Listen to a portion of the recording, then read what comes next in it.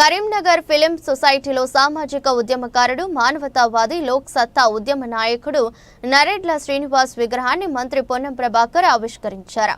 కార్యక్రమంలో మాజీ ఎమ్మెల్సీ నారదాసు లక్ష్మణరావు, జిల్లా collector Pamela Satpathy, Karimnagar film society అధ్యక్షుడు పొన్నం రవిచంద్ర పాల్గొన్నారు.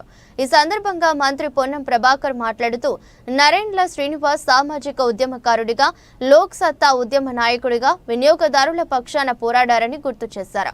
వినియోగదారుల పక్షాన సమాచార హక్కుదారుడిగా పోరాటం చేశారని, కరీంనగర్ ఫిలిం సొసైటీలో కీలక సభ్యుడిగా ఉన్నారని తెలిపారు. కరీంనగర్ ఫిలిం సొసైటీ వ్యవస్థాపకుల్లో ఒకరైన శ్రీనివాస్ గారి విగ్రహం ఇక్కడ స్థాపించుకోవడం మాకు ఆనందంగా ఉంది. ఎందుకంటే వారు ఇక్కడ ఉత్తమమైన చిత్రాల ప్రదర్శనకి, ఎడ్యుకేట్ చేసే సినిమాలు ప్రదర్శించాలనే ఉద్దేశంతో ఇక్కడ ఫిలిం సొసైటీని ఏర్పరచడం జరిగింది. ఆ తర్వాత వినియోగదారుల మండలి, ఆ తర్వాత లోక్ సత్తా, ఆ తర్వాత సమాచార హక్కు పరిరక్షణ వేదికను ఏర్పాటు చేసి ఇక్కడ ప్రజలకు అందరికీ న్యాయం అందాలి, ఎవరు మోసపోకూడదనే ఉద్దేశంతో ఆయన చేసిన సేవలకు గుర్తుగా ఇక్కడ ఈ విగ్రహాన్ని ఏర్పాటు చేసుకొని రాబోయే తరాలకు స్ఫూర్తిగా ఉంటుందనే ఆలోచనతో ఇక్కడ ఏర్పాటు చేసుకోవడం జరిగింది. ఆయన అభిమానులు, ఆయనతో లబ్ధి పొందిన వాళ్ళందరూ కరీంనగర్ వినియోగదారుల సంస్థకు సంబంధించి కానీ, లోక్ సత్తా వ్యవహారాలకు సంబంధించి కానీ, ఫిలిం సొసైటీకి సంబంధించి కానీ ఒక సోషల్ సామాజిక స్పృహతోటి ఆనాటి రాజకీయ భీష్ముడు చొక్కారావు గారి దగ్గర అనేక సందర్భాల్లో సహవాసం ఉన్నటువంటి శ్రీనివాస్ గారి విగ్రహావిష్కరణ సందర్భంగా వారికి నివాళులర్పిస్తూ ఈనాడు కూడా అవినీతికి వ్యతిరేకంగా, నీతి నిజాయితీకి మారుపేరుగా సమాచార హక్కు చట్టం వినియోగించుకుంటూ అనేక సందర్భాల్లో ఇటు ఫిలిం సొసైటీకి సంబంధించి కానీ, అటు కన్జ్యూమర్స్ కూడా న్యాయం జరిగే విధంగా పోరాటం చేసిన శ్రీనివాస్ గారికి నివాళులు అర్పిస్తూ ఉన్నాం. వారి ఆత్మకు శాంతి చేకూరాలని కూడా ప్రార్థిస్తూ ఉన్నాను. ఇంకా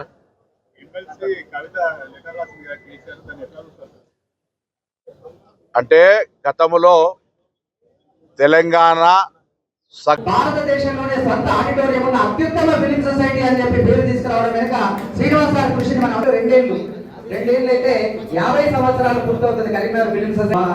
మంత్రివర్యులు కూడా ఉన్నారు కాబట్టి మొన్నటి ఒక చిన్న వినతి పత్రాన్ని కూడా వారికి సమర్పించడం జరిగింది. మరి శ్రీనివాస్ గారి యాదిలోనే అనుకుందాం, ఈ సందర్భమే అనుకుందాం. ఈ సందర్భంగా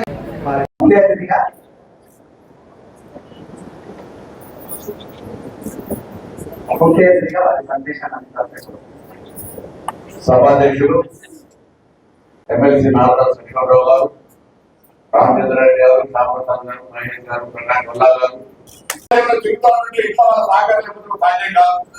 ఆ విధంగా చేసే సందర్భంలో పిల్లలను చదివించి ప్రయోజకులుగా చేసే సందర్భంలో మీ అందరూ కూడా హృదయపూర్వకంగా అభినందనలు తెలియజేస్తాను. ఎందుకంటే అందుకే శ్రీనగర్ గారి విగ్రహాన్ని మీరే ఆవిష్కరిస్తే బాగుంటుందనే ఆలోచనతో నన్ను ఆవిష్కర్తగా పేరు పెట్టినా మీ చేతుల్లో చేస్తే తన కూడా ఆత్మ శాంతి లేకుంటుంది.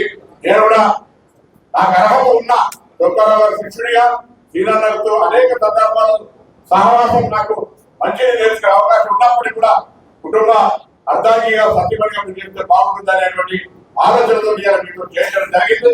తప్పకుండా శ్రీనగర్ ఆత్మకు శాంతి చేకూరాలని వారి ఇచ్చేటువంటి స్ఫూర్తితోటి వినియోగదారుల రక్షణ కావచ్చు, లేకపోతే సమాచార హక్కు ద్వారా అవినీతికి వ్యతిరేకంగా కావచ్చు, ఫిలిం సొసైటీ కార్యక్రమాలకు సంబంధించి కావచ్చు, ఇతరాంతర అనేక సామాజిక కార్యక్రమాల్లో కూడా వారిని ఎప్పుడు కూడా పూర్తిగా తీసుకుంటామని మనం మనవిస్తూ, మరి ఫిలిం సొసైటీ భవనానికి పైన ఇవ్వడానికి కలెక్టర్ గారు సిద్ధమే. కానీ వారికి లేదు. ఎక్కడైనా మంచి స్థలం ఐడెంటిఫై చేస్తే లేటెస్ట్ మోడల్ తోటి మంచి ఒక ఆడిటోరియం ఫిలిం సొసైటీ కట్టడానికి నిధులు నిర్మిస్తారు. కలెక్టర్ గారు కలవండి. ఫిలిం సొసైటీ కొత్తగా ఒక మంచి కరీంనగర్ వినియోగదారుల సంస్థకు సంబంధించి కానీ,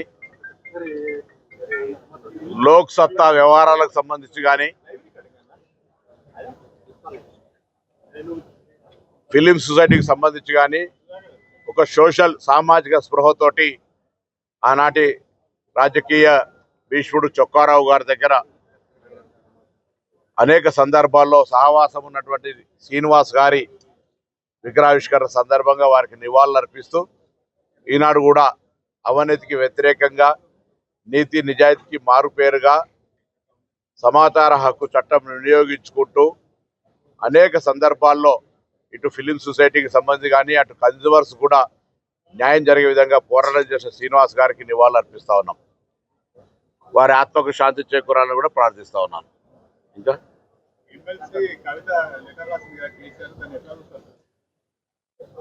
అంటే గతంలో తెలంగాణ సగటు మనిషికి ఉన్నటువంటి అనుమానము, కాంగ్రెస్ పార్టీ చేస్తున్న ఆరోపణలకు బలీయంగా నిజ నిర్ధారణ జరిగేటువంటి విధంగా ఈరోజు కవిత గారి లేఖ ఉంది. కవిత గారు అడిగిన ప్రశ్ననే కాంగ్రెస్ పార్టీ టిఆర్ఎస్ లోని కొంతమంది కూడా ఎందుకు భారతీయ జనతా పార్టీతో స్నేహపూర్వకంగా ఉంటా ఉన్నారు, గత 10 సంవత్సరాలు కేంద్రంలో బీజేపీ, రాష్ట్రంలో టిఆర్ఎస్ పార్టీ ఉన్నప్పుడు వారితో స్నేహపూర్వకంగా ఎందుకు ఉన్నారు, ఇది మంచిది కాదు కదా, ఇంత పెద్ద ఎత్తున కేంద్రము రాష్ట్రానికి అన్యాయం చేస్తుంటే కూడా లేదా దేశవ్యాప్తంగా భారతీయ జనతా పార్టీ చేస్తున్నటువంటి తప్పులను, అన్యాయాలను ఎందుకు ప్రశ్నిస్తలేరు కేసీఆర్ గారు అని కాంగ్రెస్ అడిగితే రాజకీయం అన్నారు. ఇలా కవిత గారే అడుగుతా ఉన్నారు, దాని మీద జవాబు చెప్పాల్సిన అవసరం ఉంది. అంతేగాక ప్రజాస్వామ్యానికి అవకాశం లేని party TRS party, BRS party. సొంత పార్టీ అధ్యక్షుని కూతురే ఒక సామాన్యుని కార్యకర్తలకు జరుగుతున్న అంశం మీద సామాన్య కార్యకర్తలకు కలవడం లేదు, ప్రజలకు అందుబాటులో ఉండడం లేదు, కార్యకర్తల కష్ట సుఖాల్లో పాలు పంచుకోవడం లేదు. అటువంటి పెద్ద సమావేశం పెట్టినప్పుడు 2001 నుంచి పార్టీలో ఉన్నటువంటి వాళ్లకు ఎక్కడ కూడా అవకాశం ఇస్తలేరు. అటువంటి